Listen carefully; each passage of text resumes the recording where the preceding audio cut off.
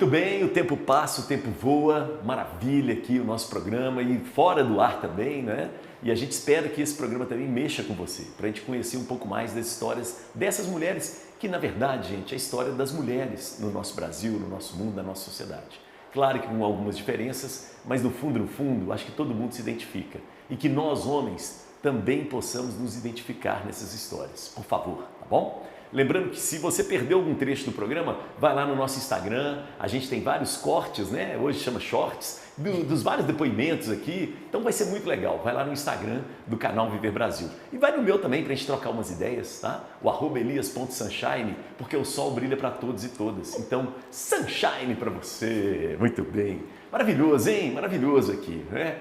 Mas agora eu preciso falar um pouco, por exemplo, do seu livro. Que história é essa? Então, falei com você que a escrita foi essa forma que eu entendi que era arte, né? E hoje eu dei o nome do que eu faço, você vai gostar, escrita de sentir. Porque eu percebi que a escrita que eu gostava de escrever, que não era a escrita acadêmica, apesar de tanto a minha tese quanto a minha dissertação de mestrado, tem muito de poesia, eu enfiei, assim, escrevi do jeito que eu queria e falei com a banca. Você foi atrevida. Fui. E falei, lidem comigo. É isso. É isso. E não podem falar que tá ruim porque não tava. Enfim, e minha tese ela tá no banco da UFMG, minha dissertação tá no banco da PUC Minas, se você coloca o meu nome, aparece. E então eu comecei a atrever a escrever histórias que eu via no cotidiano. E eu lembro que a primeira história que eu escrevi, que inclusive está aqui no meu livro, que chama Aqui Tem Textão, ele é uma coletânea de textões. Eu estava indo fazer uma entrada ao vivo, o assunto eu não lembro, mas eu estava numa periferia e aí eu vi uma mãe xingando uma criança, acho que era mãe, né? Mas ela falou assim, fica quieto, e aí ela soltou um palavrão. Não mexe, e soltou um outro. E quando eu olhei aquilo, a forma como ela lidou, gritou nos meus ouvidos, me chocou, mas aí eu entendi, ela estava segurando duas crianças, a rua era movimentada, e aí eu olhei para aquela mulher e eu tentei sentir o que aquela mulher estava sentindo, e aí eu escrevi um texto que fala sobre essa violência que a gente naturaliza no cuidado, né? E eu tentei num textão colocar isso, e aí conectei com uma outra história que eu tinha visto na frente de lá do Ceresp Gameleira, né, onde as pessoas ficam detidas, e aí eu comecei a escrever esses textões. Na época, eu já começava, o jornalismo diário já não me supria, ele já não me alimentava. Eu tivemos filho na mesma época, ficamos grávidas na mesma época, vivemos isso tudo. E quando eu estava na pandemia em casa, e com meu filho ali no puerpério, eu estava com 36 anos e as inquietações todas ali borbulhando, e eu falo que quando eu tenho uma inquietação eu não jogo ela para baixo do tapete, eu pego ela, abraço ela, agarro ela, incubo essa inquietação, esse incômodo, até algo nascer disso. E eu lembro que eu fiz um exercício que chama, não tem um nome, né, mas era assim, onde estão as suas colegas de trabalho que têm 20 anos a mais que você? Eu tinha 36. Aí eu parei e pensei, tá, quem são os jornalistas de repórter e de estúdio que têm 56 anos? Isso. Onde elas estão? O que elas fazem? Não vou responder essa pergunta, vocês podem responder por vocês mesmos. E de 46 anos? E aí, quando eu fui chegando nessas perguntas, nas respostas muito incômodas, eu me fiz outra pergunta. Tá, se eu saísse, isso foi baseado num livro que eu li de uma autora chamada Tara Moore, chama Ouse Crescer, recomendo muito para as mulheres de uma forma geral. E aí, quando eu falava assim, tá, agora você imagina você daqui a 20 anos, você saísse da Terra e encontrasse com a sua versão daqui a 20 anos, batesse na porta dela e abrisse a porta, onde ela moraria? Aí eu falei assim, no meu país, Pampulha, eu continuo morando na mesma casa, eu gosto muito. Como que ela te recebe? E aí, o que ela veste? O que ela te oferece para poder comer? Qual que é a profissão dela? Como ela quer? E aí eu vi que eu era uma escritora, eu me via já escritora. Eu me via escritora, eu me via vivendo de palavras. E eu me via leve. E aí o livro falava assim, agora pergunte para a sua versão o que você fez para chegar até aí. E a minha pergunta, e aí eu comecei a chorar, eu estava no quintal com meu filho no colo, foi muito claro. Pediu demissão. Então, eu estava, se você fosse olhar, no auge da minha carreira, mas eu dei voz aos meus incômodos e aí eu decidi pedir demissão, está fazendo agora, 2 anos que eu entrei na sala do meu chefe, no Dia Internacional da Mulher, um dia depois, no dia 9. Eu entrei na sala do meu chefe na época e falei, olha, eu tenho outros sonhos, eu quero viver outras vidas. Né? E foi isso que eu fui vivendo. Então eu fui entender, tá, agora o que eu sei fazer para além de segurar o microfone? Eu não tinha outro cipó para agarrar. Eu não sabia o que eu sabia fazer, além de apresentar no jornal, olá, boa noite para você, no jornal de hoje. Eu não sabia. Aí eu parei para olhar e falei, eu sei usar as palavras, eu sei contar histórias, eu sou contadora de histórias. Muitas pessoas fazem jornalismo porque gostam do texto, da palavra. E aí vai para a profissão e vai perdendo e perde. Isso. E aí eu fui tendo esse reencontro. Então eu comecei Muito fazendo grupos isso, de leitura com mulheres. Tá lá atrás isso. Tá. Esse gosto pelo texto é anterior ao jornalismo. E aí eu fui vendo o que eu sabia fazer. Então eu sempre li muito. E a vida acadêmica, ela te dá esse traquejo de lidar com muitos textos. E o jornalismo te dá essa coisa de você entender o que é importante, do que os destaques, o lead. Então eu comecei a fazer grupos temáticos de leitura sobre exaustão, maternidade, coragem. O meu próximo agora já tem um tema, em breve eu vou divulgar. Nossa, você vai amar, depois eu conto. Não é um clube de leitura, é um grupo temático. É um grupo temático, porque o livro é o que menos importa. Você gosta de um debate também, né? Você provoca as pessoas. Eu gosto da troca. E eu gosto de incomodar as outras trocas. E eu gosto de gerar um incômodo nas outras pessoas. Não, ela me perguntou por que o seu nome é Elias. Eu nunca esperava isso. Eu sou repórter, não tem jeito aí, ó. Muito legal. Não tem jeito. Fui fazer um trabalho de mestre de cerimônias esse fim de semana, no Dia da Mulher. Quando eu estava entrevistando as palestrantes, eu arrumei uma confusão. Mestre sem cerimônias. Gostei, mestre sem cerimônias. Então eu fui vendo que ali no meu amor pela palavra tinha coisas que eu podia fazer, mas não tinha nome, Elias. E as pessoas me perguntavam, você pediu demissão para fazer o quê? Gente, para investir no meu projeto, investir nos meus sonhos. Então hoje eu escrevo. Aí eu trabalhei também como ghostwriter durante muito tempo. O que é o ghostwriter? Você tem ideia, você tem vontade de escrever, você não tem tempo nem habilidade, você contrata um profissional que ele faz isso para você. Então eu sempre trabalhei no paralelo ali como ghostwriter. Então eu tinha terminado minha tese de doutorado, eu tinha escrito 3 livros como ghostwriter num ano. Não, você é escrita. É isso mesmo. Escreve, né? Até tatuei, escreve. Depois, quando eu pedi demissão, eu tatuei. Gente, eu vi várias parecidas. Eu tenho uma âncora também aqui, em alguma parte aqui, ó. E aí eu vi que eu podia fazer isso. Mas eu tinha muito essa coisa de estar escondida nas minhas palavras. Então, como ghostwriter, era a história das outras pessoas com o meu talento para escrever. Na minha tese, na minha dissertação de mestrado, era muito dessa escrita acadêmica, das pesquisas que outras pessoas, e um trabalho acadêmico, 80% é com base no que é a articulação de autores e 20% é sua originalidade. É isso mesmo. Então tinha pouco de mim. E aí eu fui contratada para poder, um dos conteúdos do meu grupo de leitura, que era sobre recomeço, fui contratada para roteirizar, para se tornar um espetáculo de dança numa companhia profissional de Curitiba.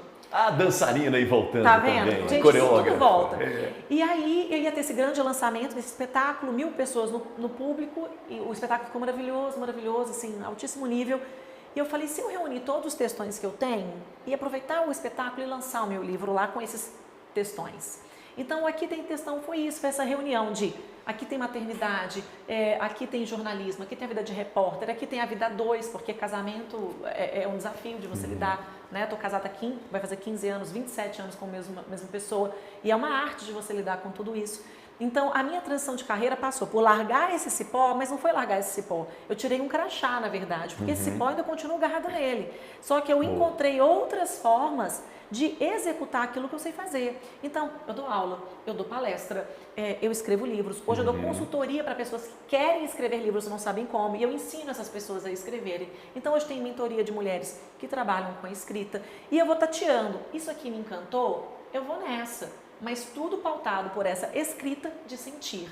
Eu sinto, eu vivo, eu escrevo e eu comunico. Isso não é jornalismo? E aí eu falo que a gente tem que romper com esse jornalismo que apenas pensa em falar, escrever e registrar, para poder pensar no jornalismo que cria, um jornalismo que empreende e um jornalismo que inova. Se a gente pensar só no jornalismo factual, aí esse eu não quero mesmo não, obrigada, beijo, mas esse foi. Tá em decadência. Esse você não faz, esse você não tem faz. Tem uma coisa que eu vou falar, e não é porque eu tô na frente dele, mas o Elias sempre foi uma pessoa que na nossa casa, quando a gente passava por entrevista com ele, a gente falava da diferença que era de informação, do uso da palavra, enquanto informação, enquanto anúncio, quantas coisas nós nos programas, eu me lembro de todos.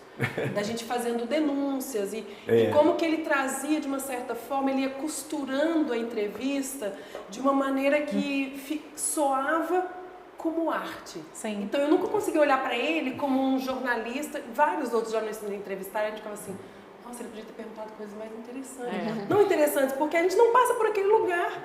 Né? Então assim, essa dinâmica que o Elias traz, que ele fez aqui de novo, né? Então, de se costurar Agora entendi. Eu olhei e falei, aqui tem textão, o que será que ela está falando ali? Né? E dessa coisa interessante que a gente traz, de novo, apontando a arte, porque o viver é uma arte. Pura arte. Isso. Né? E é texto. A gente está o tempo todo produzindo textos. Todo.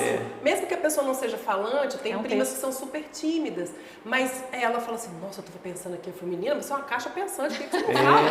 Né? O corpo dela fala, os gestos. Agora, sabe o que eu descobri nesse meu processo da mentorias de escrita? Que eu tenho até uma amiga muito querida, jornalista também, a gente conversando, ela falou, nossa, eu tenho muitos livros mentais.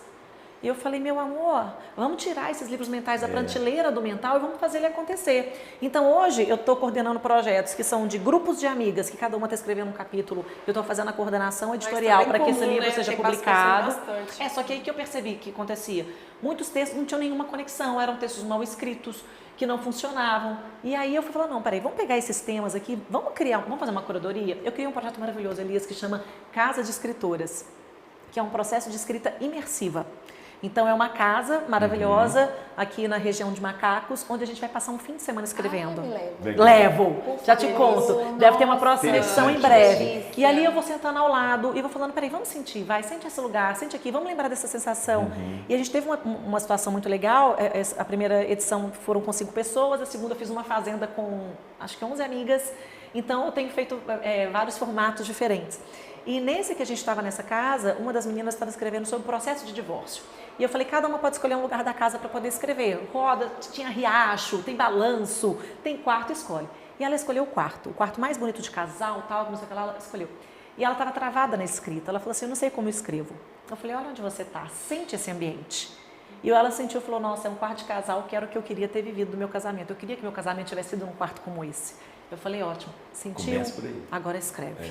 E aí ela... Eu falei, ótimo, é isso, porque às vezes a gente pensa na escrita muito nesse lugar do sagrado. A escrita para mim ela é sagrada, mas mais sagrado do que o processo de escrever é o que ela me desperta, a forma como ela faz me sentir, a forma como eu coloco no mundo e a sensação de ver um livro publicado. Então assim, eu tenho clientes como Ghostwriter que inclusive já lançaram livros lá na Livraria da Rua, tenho clientes como Ghostwriter que já são hoje best-sellers.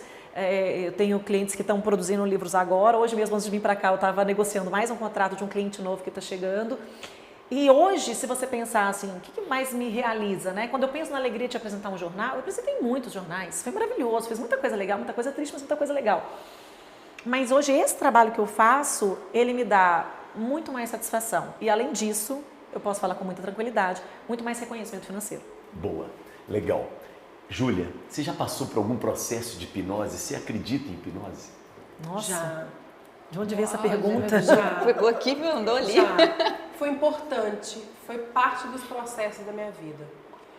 Eu tomei há 20 anos atrás uma mudança muito grande. Eu estava na Alemanha, em Munique, e eu resolvi ler o Novo Testamento sozinha. Ó, leitura. Tive uma experiência tremenda. E de lá para cá muitas coisas se deslocaram. Mas eu entendi, eu sempre gostei muito de estudar história e literatura. Mas nesse momento eu fui estudar geografia. E aí eu fui estudar sobre as placas tectônicas. E da beleza delas, elas terem se separado por algum motivo. E se você as juntar, os continentes não estão despedaçados. Eles se encaixam da mesma maneira. E analisando a coisa do cipó, enquanto elas estão falando, minha cabeça já veio letra de música, já veio... Então, arrependi de deixar minha bolsa lá, porque tem vários poemas lá dentro. Mas foram construindo aqui o cipó. Se a gente for pensar, como eu morei algumas vezes em mata, o macaco, ele não vai embora para longe. Tipo, ele foi embora, atravessou o oceano e foi embora. Ele volta. Ele tem um ciclo que ele volta. Então, esse cipó que ele deixou, que ele pegou o próximo, é o mesmo que ele vai voltar por ele. Que legal. Então, nós temos esses movimentos, ouvindo todas as nossas histórias, e enquanto humanidade, nós temos signos que são comuns a todos nós. Estudando hoje, a primeira pergunta que eu faço para um cristão, eu lido muito com um cristão refugiado e de países que é proibido, né? Então, assim, muitas coisas hoje, nos meus últimos 12 anos para cá, é meio 007. Porque são questões que expõem outras pessoas e não é só uma brincadeira de aqui pode, aqui não pode, é de real, né? Mas o que eu fui observando é que motivo nos leva a desconsiderar que nós todos temos essa linguagem comum e que a gente anda nesses cipós e que o seu cipó vai ser o meu próximo cipó. Mas a gente, e a gente joga o cipó uma para outra. Mas a gente acha que não, né? O seu cipó de volta é o mesmo cipó que daqui a pouco, no seu retorno, vai ser o seu primeiro cipó. Então, o contato com a fragilidade do próximo, a gente conversou isso quando a gente se encontrou, me faz ter um olhar onde essas coisas todas, um dia eu tive nessa perspectiva, a Júlia, primeiro disco e tal, era muita coisa em cima da artista. E de repente, eu recolhi a artista e comecei a deixar essa humana que desliga o palco, que saiu dos jornais, que não está mais na revista MTV, que não tem mais os mesmos seguidores que tinha antes. E agora eu tenho pessoas que caminham comigo. E esses cipós trocados me fazem ter uma outra perspectiva. É maravilhoso. Hoje eu tenho uma vida financeira muito mais apertada. Não se compara do que já foi. Porém, os cipós têm me trazido esse lugar de entendimento de que o seu cipó deixado para trás pode ser um grande cipó para minha segurança. De que a gente começar a olhar verdadeiramente um para o outro. Eu me lembro quando eu fui falar do Lágrima Seca para a Duda Salabé, eu falei assim, Duda, como que eu faço para esse material chegar para os trans? Como que eu faço para isso ser mais cívico? Ela falou assim, já é. Você está falando comigo.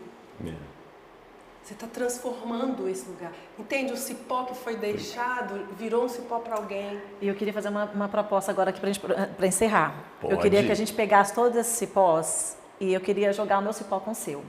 Queria ver se você topa o desafio de agora no final, você tocar algo instrumental e eu ler o trecho final do meu livro. Tá bom. E a gente fazer uma jogada. Sabe por quê?